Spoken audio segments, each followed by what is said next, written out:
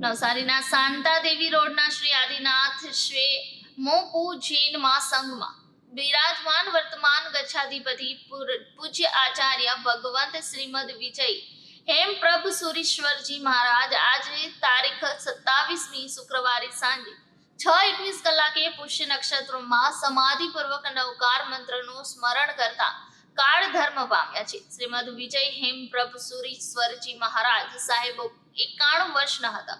તેઓ 3 મહિનાથી નવસારીના આદિનાથ જૈન સંઘમાં ચાતુર્માસ નિમિત્તે બિરાજમાન હતા। તેઓ પહેલા કેટલાક દિવસોથી ઇન્ફેક્શનની બીમારીમાં લાગુ પડતા નવસારીની ખાનગી હોસ્પિટલમાં દાખલ કરાયા હતા અને ઓક્સિજન પર હતા, જેથી તેમને ગુરુવારના રોજ રજા આપવામાં આવતા જૈન સંઘમાં જતા તે વખતે કાળ ધર્મ પામ્યા છે। તેમના દુઃખદ સમાચારથી જૈન સમાજમાં શોક વ્યાપી ગયો છે।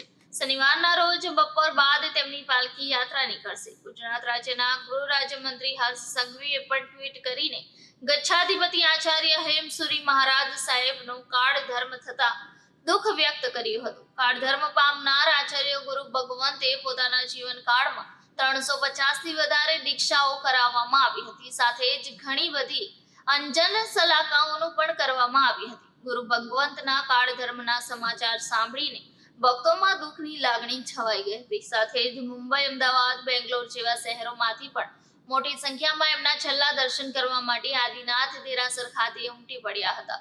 બપોરે 1 કલાકે એમની પાર્ટી યાત્રા દ્વારા કાઢવામાં આવશે, ત્યારબાદ પંચ મહાભૂતમાં વિલીન થઈ જશે।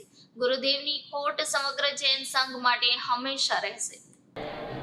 હું પ્રમુખ કનુભાઈ એફ જોશી, પ્રમુખ શ્રી આદિનાથ શ્વેતામન મૂર્તિપૂજક જૈન સંઘ નવસારીમાં ચાતુર્માસે બિરાજમાન પરમ પૂજ્ય ગચ્છાધિપતિ આચાર્ય હેમપ્રભ સુરીશ્વરજી મહારાજા જૈન શાસનની એક વિરલ વિભૂતિ હતી। નાની ઉંમરમાં સંયમ લેવી, 93 વર્ષ સુધી જબરજસ્ત શાસન બપણા કરી અને જૈન શાસનને અનેક સમણ સમણી ભગવંતોની ભેટ ધરી છે। 350 અધિક તેમના વ્રતે દીક્ષાઓ થઈ છે। 150થી અધિક જિનાલોની અંજન સલાકા પ્રતિષ્ઠાઓ જૈન શાસને સમર્પિત કરી છે। શત્રુંજય ચેતના તેઓ પરમ ઉપાસક હતા। ગિરનાર તત્વના ઉદ્ધારની અંદર તેમણે એક અભૂતપૂર્વ સિદ્ધિ હાંસલ કરી હતી। તેઓ નિકટ મોક્ષમાં ગામી તરીકે બિરુદ પામી અને જગતમાં પરમ વંદનીય બન્યા હતા। તેઓ શ્રી ચાતુર્માસ દરમિયાન ખૂબ જ આરાધના કરાવી અને ગઈકાલે બરાબર સાંજે 21 કલાકે અમને દેહ છોડ્યો। કાળ ધર્મ પામ્યો છે। એક જૈન શાસ્ત્રને ન પૂરાય તેવી ખોટ પડી છે। અનેક ભાવિક ભક્તો એમના આજે દર્શન વંદન કરી અને ધન્ય બની રહ્યા છે। એમના દર્શનાર્થે સુરત, મુંબઈ, નવસારી, મદ્રાસ આદિ વિવિધ સ્થળોએથી ગુરુ ભક્તોના ટોળા ઉમટી રહ્યા છે। આજના મંગલ દિવસે તેમની પાલખી યાત્રા અંગેની ઉછામણીઓ 10 વાગે શરૂ થશે।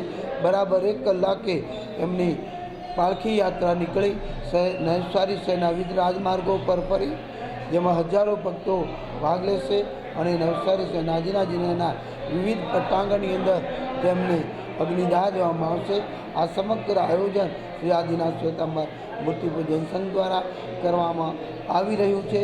ભાવિક ભક્તો આપ પણ આ પાલખી યાત્રામાં અને ગુરુ ભગવાનના દર્શનમાં સામેલ થઈ આપણા જીવનને ધન્ય બનાવશો। અસ્તુ।